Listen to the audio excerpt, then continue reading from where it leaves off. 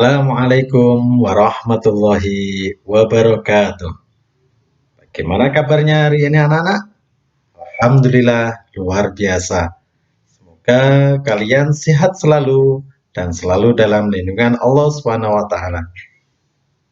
Baiklah anak-anak, ketemu saya lagi dalam pembelajaran secara online yaitu bisa melihat di YouTube yaitu di channel Roni Hans. Bisa dilihat untuk dipelajari. Kali ini kita akan belajar tema 6, subtema 2, pembelajaran 5 dan 6. Saya gabung anak-anak ya. Hari ini kita langsung membahas tentang dua pembelajaran. Sebelum kita mulai, alangkah baiknya kita berdoa terlebih dahulu. Berdoa mulai. Selesai, alhamdulillah sudah siap anak-anak. Kita awali dulu di pembelajaran 5. Nah, ini kamu lihat. Kegiatan apa ini? Betul, saatnya berkemah. Kesempatan yang sangat jarang jarang ini disambut gembira oleh Siti dan teman-temannya. Kegiatan berkemah kali ini memang sebagai bagian kegiatan pramuka di sekolahnya. Malam itu terlihat Siti, Dayu, Lani, dan teman-temannya yang lain sedang berkumpul dekat api unggun yang telah disiapkan. Udara malam ini cukup dingin. Anak-anak dengan mengenakan baju hangat, mereka masing-masing duduk bercengkrama di sekitar api unggun sambil mengulurkan tangan mereka ke arah api unggun. Badan mereka pun terasa lebih hangat. Nah, kenapa ya kok lebih hangat? Ada perbedaan panas apa ini? Kan sudah kita pelajari beberapa kemarin ya, yaitu tentang apa? Perbedaan panas secara ya ada 3. Sudah dihafalkan ya. Betul. Ya, ini ada percakapan, kita pahami dulu. Siti, Lani, dan Dayu. Ini pertama kalinya aku mengikuti perkemahan di sekolah, menyenangkan sekali. Ini juga pengalaman pertamaku menikmati kehangatnya api unggun bersama teman-temanku. Ya, ternyata berada dekat api unggun seperti ini dapat membantu menghangatkan tubuh. Rasanya menyenangkan karena dapat mengatasi hawa dingin di daerah ini. Mengapa bisa begitu ya? Pertanyaan itu juga yang dari tadi ada dalam pikiranku. Bagaimana bisa panas dari api unggun itu dapat kita rasakan meskipun kita berjarak dari sumber api itu. Kok panas ya? Kenapa? Pada jarak sejauh ini kita sudah dapat merasakan panasnya yang berasal dari api unggun itu. Sepertinya jika kita semakin dekat ke sumber api, pasti kita akan merasa kepanasan, bukan? Tempat kita berada saat ini mungkin tempat yang paling nyaman karena jarak kita dengan api unggun cukup untuk membantu kita menghangatkan tubuh kita. Kita tahu bahwa kegiatan di luar rumah kalau malam hari pasti akan dingin. Sepertinya pengamatanmu menarik, Dayu. Sebelumnya kita telah belajar tentang konduksi dan konveksi. Nah, ada satu lagi, perpindahan panas secara nanti kita bahas. Sepertinya apa yang kita alami sekarang ini bukan contoh dari kedua cara perpindahan kalori itu. Mungkinkah ada cara perpindahan kalori yang lain? Mas ingat, kalau konduksi, iya melalui perantara. Kalau konveksi, ya biasanya uap atau yang lainnya. Nah, melalui perantara juga, maaf ya, melalui perantara juga, tetapi contohnya kemarin adalah apa? Betul, yaitu ada sendok dimasukkan ke dalam gelas panas. Oke, kita lanjut untuk mengetahuinya. Perpindahan kalor secara radiasi. Ternyata secara radiasi, iya saya ingat, betul. Bagaimana panas matahari dapat sampai ke bumi? Kalau dari panas matahari tidak dapat berpindah secara konduksi. Karena udara yang terdapat dalam atmosfer termasuk konduktor yang paling buruk. Kalor dari matahari pun tidak dapat menghantarkan secara konveksi. Karena antara matahari dan bumi terdapat ruang hampa yang tidak menghantarkan kalor. Jadi, kalor dari matahari merambat ke bumi tanpa melalui zat perantara, cahaya langsung. Proses perpindahan kalor yang tidak memerlukan zat perantara dinamakan radiasi. Tidak perlu contohnya gambar ini. Ya, dapatkah kamu memberikan contoh lain perambatan kalor secara radiasi? Contohnya, ketika kamu dan teman-teman pergi berkemah pegunungan, udara di pegunungan sangat dingin. Untuk menghangatkan badan, kamu perlu membuat api unggun. Nah, panas dari api unggun tersebut dapat sampai ke tubuhmu tanpa melalui zat perantara. Perpindahan panas seperti ini dikatakan secara radiasi. Pernahkah kamu pergi keluar rumah pada siang hari yang terik dengan menggunakan baju hitam? Apa yang kamu rasakan? Ketika kamu keluar rumah pada siang hari yang terik dengan menggunakan baju hitam, badanmu akan terasa lebih panas. Hal ini disebabkan warna hitam merupakan penyerap kalor radiasi yang paling baik. Benda-benda yang berwarna hitam lebih banyak menyerap kalor dan memantulkan sebagian kalor jika dibandingkan dengan benda-benda yang berwarna putih dan berkilap. Sebaliknya, pada malam hari, orang yang memakai baju hitam merasa lebih dingin daripada orang yang mengenakan baju putih. Tahukah kamu mengapa hal itu terjadi? Hal tersebut dapat terjadi karena pakaian berwarna hitam menyerap kalor yang dikeluarkan oleh tubuh. Oke, tadi sudah paham ya, radiasi.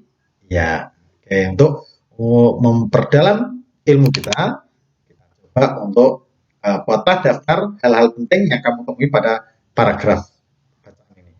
Gunakan tabel berikut untuk menuliskan, gunakanlah kalimat lengkap dan kata-kata baku yang tepat. Ayo, paragraf pertama apa tadi? Hal-hal yang penting. Iya, betul. Ya, kalor dari panas matahari tidak dapat berpindah secara konduksi karena udara termasuk konduktor yang buruk. Tadi saya. Kedua, kalor dari matahari tidak dapat menghantarkan secara konveksi karena matahari dan bumi terdapat ruang hampa.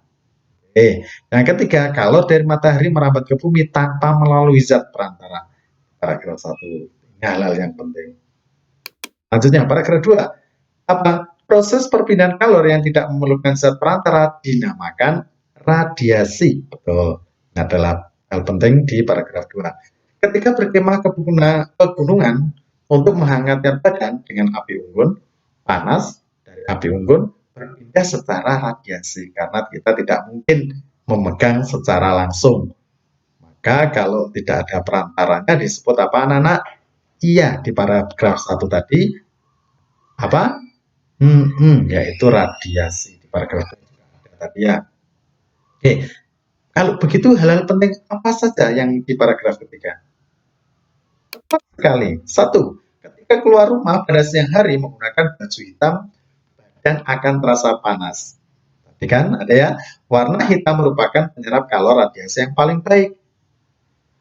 3. Pada malam hari orang yang memakai baju hitam merasa lebih dingin daripada orang yang memakai baju putih karena pakaian yang berwarna hitam menyerap kalor yang dikeluarkan oleh tubuh. Itu adalah hal-hal penting yang ada di bacaan tersebut. Oke, kita lanjutkan. Untuk lebih paham lagi, ayo kita jawab bersama. Apakah yang dimaksud dengan perpindahan panas secara radiasi? Ayo anak-anak, masih ingat? Tepat sekali, proses perpindahan kalor yang tidak memerlukan zat perantara.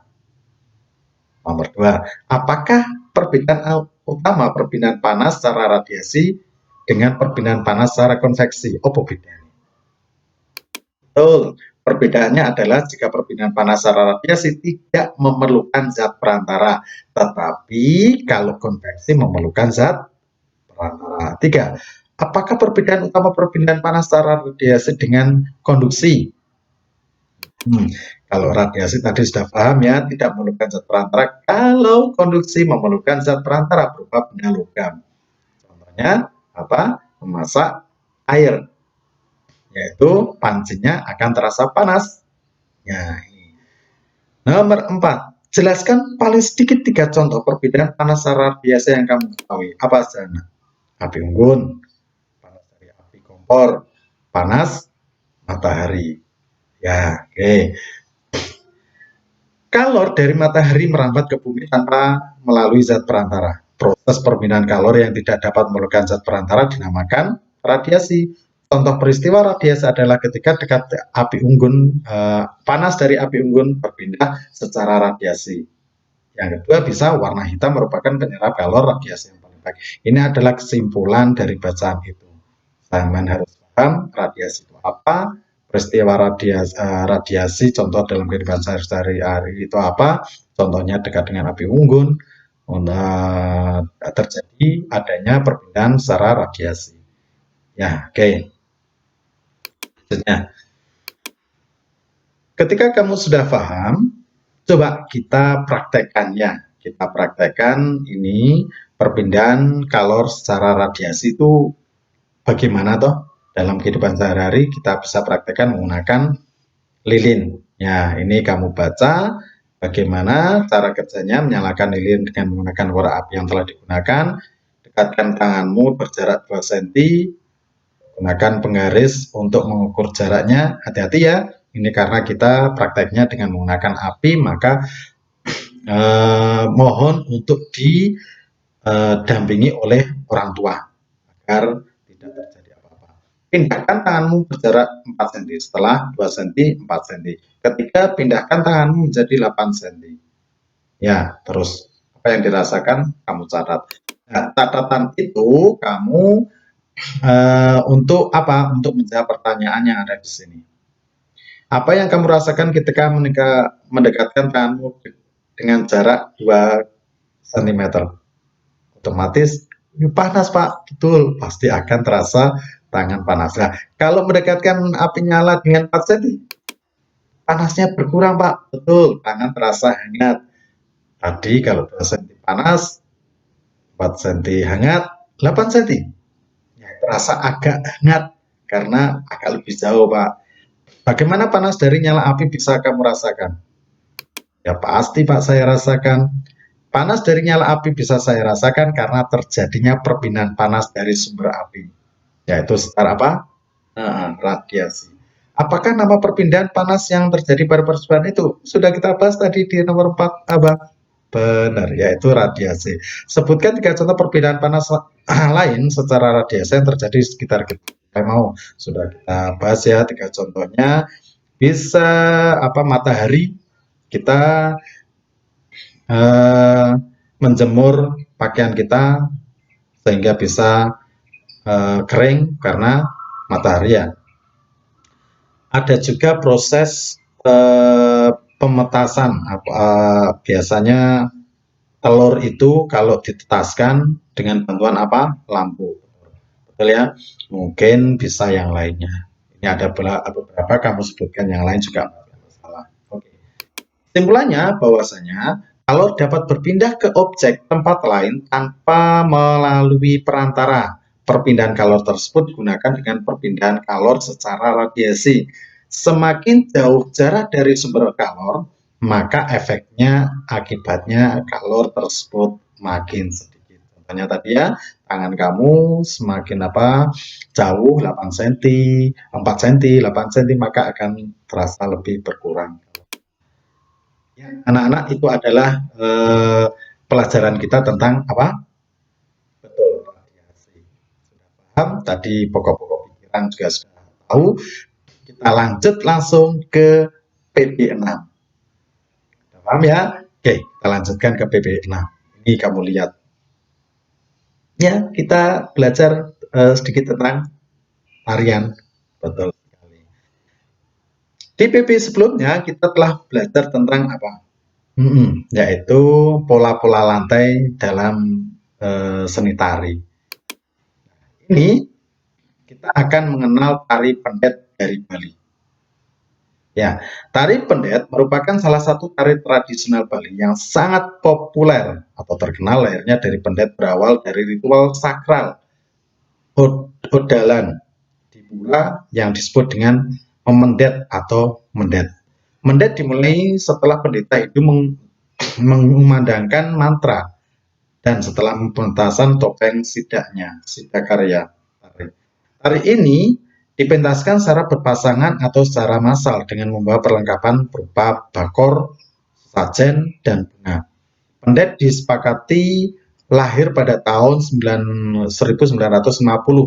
Tari Pendet ini masih tetap mengandung kesan sakral dan religius meskipun dipentaskan di sebuah acara yang tidak berhubungan dengan kegiatan keagamaan. Pada tahun 1961, Iwayan Barata memodifikasi tari pendet ini hingga menjadi tari pendet yang sering kita saksikan sekarang. Beliau juga menambahkan penari pendet menjadi 5 bagian. Ya, setahun kemudian Iwayan Barata dan kawan-kawannya menyajikan tarian pendet massal yang ditarikan oleh 800 orang penari untuk ditampilkan di Jakarta dengan acara pembukaan Asian Games. Kemudian pada tahun 1967, koreografer dari tari pendet modern, Iwayan Rindi, mengajarkan dan meneruskan tarian pendet kepada generasi muda. Selain pendet, beliau juga mengajarkan dan melestarikan tari Bali lainnya kepada keluarga maupun lingkungan luar keluarganya. Tari pendet menceritakan tentang dewi-dewi, kahyangan yang turun ke bumi. Biasanya tari pendet ini dibawakan secara berkelompok atau berpasangan oleh remaja putri. Para penari pendet berbusana layaknya penari upacara keagamaan. Setiap penari akan membawa saji berupa bakor yang di dalamnya terdapat bunga warna-warni pada bagian tarian. Bunga ini akan ditaburkan ke tamu undangan sebagai sebuah simbol penyambutan. Tari pendet menggunakan pola lantai yang sangat sederhana dibandingkan pola lantai tari Bali lainnya. Tari pendet hanya menggunakan pola lantai berbentuk huruf V pada lantai lurus dan pola menghadap ke samping kanan dan kiri. Seperti halnya tarian tradisional kebanyakan. Pola lantai tari pendet tidak memiliki makna khusus, tidak seperti tari Bedayo dari Yogyakarta yang memiliki makna di setiap pola lantai tariannya. Ini adalah sedikit sejarah tentang tari pendet yang disepakati telah lahir pada tahun 1950 dan telah ada beberapa modifikasi sehingga kita bisa melihat tari pendet ini. Oke anak-anak, kita lanjutkan agar lebih paham ya tentang bacaan tadi. Hal-hal penting dari bacaan itu apa saja? Paragraf 1. Yaitu tari pendet salah satu tradisional, tari tradisional Bali yang sangat populer. Pasti dong, ini ada dari Indonesia ya. Lahirnya dari pendet berawal dari ritual sakral Odalan Dipura. Bagaimana dengan paragraf 2? Betul. Tari pendet disepakati lahir pada tahun 1950. Tadi sudah kita bahas. Bagaimana dengan paragraf 3? Tepat sekali. Tari pendet menceritakan tentang dewi-dewi kahyangan yang turun dari bumi. Paragraf terakhir? Ya, tari pendet hanya menggunakan pola lantai berbentuk V, pola lantai lurus, dan pola menghadap ke samping kanan dan ke kiri. Alhamdulillah, kamu sudah mempelajari bacaan tadi dan sudah tahu hal-hal penting dalam bacaan. Oleh sebab itu, kamu harus mencari pokok pikiran dari setiap paragrafnya ada 4. Kalau paragraf 1, tari pendet adalah salah satu dari tradisional Bali yang sangat populer. Kalau paragraf 2, pencipta tari pendet disepakati lahir pada tahun 1950. Paragraf 3, pokok pikirannya, pola lantai tari pendet menggunakan pola lantai yang sangat sederhana, yaitu V. Yang terakhir, isi tariannya, tari pendet menceritakan tentang dewi-dewi kahyangan yang turun dari ke bumi. Maka kesimpulan dari bacaan itu adalah tari pendet salah satu dari pokok-pokok pikiran ini, kamu bisa membuat kesimpulan. Oleh sebab itu, kalau ingin membuat kesimpulan sebuah bacaan, maka kamu harus paham akan pokok pikiran setiap paragraf. Dari setiap pokok pikiran paragraf itu, kita gabungkan menjadi satu, yaitu menjadi kesimpulan isi bacaan. Sebagai contoh, tari pendet adalah salah satu tari tradisional Bali yang sangat populer. Sangat populer ya. Tarian ini lahir dari ritual sakral Odalan Dipura. Tari pendet ini disepakati pada lahir pada tahun 1950. Tari pendet ini menceritakan tentang dewi-dewi kahyangan yang turun ke bumi. Tari pendet menggunakan pola lantai yang sederhana. Kita tambah yaitu pola lantai apa? Huruf V. Pola lantai lurus dan pola menghadap ke samping kanan dan ke kiri. Ya, itu caranya untuk mengambil sebuah kesimpulan. Intinya, kalau ingin membuat kesimpulan, maka kamu harus paham pokok-pokok pikirannya. Itu kamu tentukan pada setiap apa? Paragraf. Oke, betul. Yang terakhir, setelah kamu paham semuanya akan hak dan kewajiban, saatnya coba tuliskan janjiku kepada ayah dan ibu. Agar mendapatkan hak kamu yang baik semuanya di keluarga, kamu harus membuat janji kepada ayah dan ibu. Apakah itu kewajiban kamu harus kamu laksanakan dengan baik atau bagaimana? Oke, tetap semangat belajar walaupun menggunakan sistem online tidak mengurangi belajar kita. Nah, terima kasih. Itu adalah pembelajaran PP5 dan PP6, tema 6, subtema 2. Oke, sampai di sini. Saya rasa sudah paham semua. Kita akhiri dengan bacaan hamdalah. Jangan lupa di subscribe, di like, dan berikan komen agar video pembelajaran ini terus maju dan terus bisa bermanfaat bagi Anda.